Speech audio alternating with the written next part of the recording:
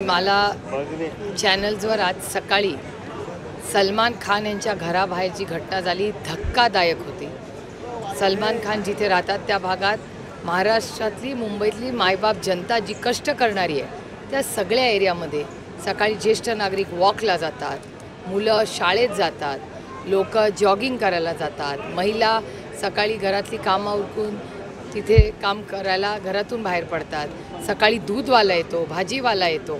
अशा सगळ्या परिस्थितीत भर रस्त्यावर जर गोळीबार होत असेल तर आपकी बार गोळीबार सरकार जे मी अनेक महिने म्हणते त्याच्यावर आणखीन एक शिक्कामोर्तब झालेला आहे। कारण तुम्हाला आठवत असेल की काही महिन्यापूर्वी एका पोलीस स्टेशनमध्ये सत्तेत असलेल्या आमदारांनी गोळीबार एका पोलीस स्टेशनवर केला होता। म्हणजे पोलीस स्टेशनमध्ये राहून जर हे हिम्मत करत असतील गोळीबार करायची तर रस्त्यावर गोळीबार म्हणजे सत्तेतल्या लोकांना मला वाटतं फार काही वाटणारच नाही, कारण काही आपकी बार गोळीबार सरकारच आहे।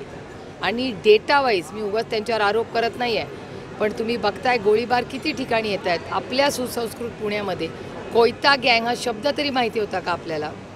आज कोयता गँग ही मधून अधून डोकं कसं काढते, मग त्याचा एकदाच काही निर्णय का होत नाही?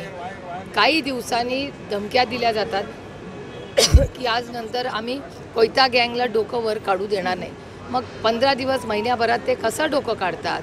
कॉलेजेसपर्यंत त्याची मजाल पोचली आहे। याचा अर्थ की महाराष्ट्राच्या ट्रिपल इंजिन सरकारमध्ये क्राईम ह्याला कोणीतरी सहकार्य किंवा आशीर्वाद आहेच ना, त्याच्याशिवाय सारखं कसं तुमच्या माझ्या छत्रपतींच्या शाहू फुले आंबेडकरांच्या महाराष्ट्रात हे कधीच नव्हतं।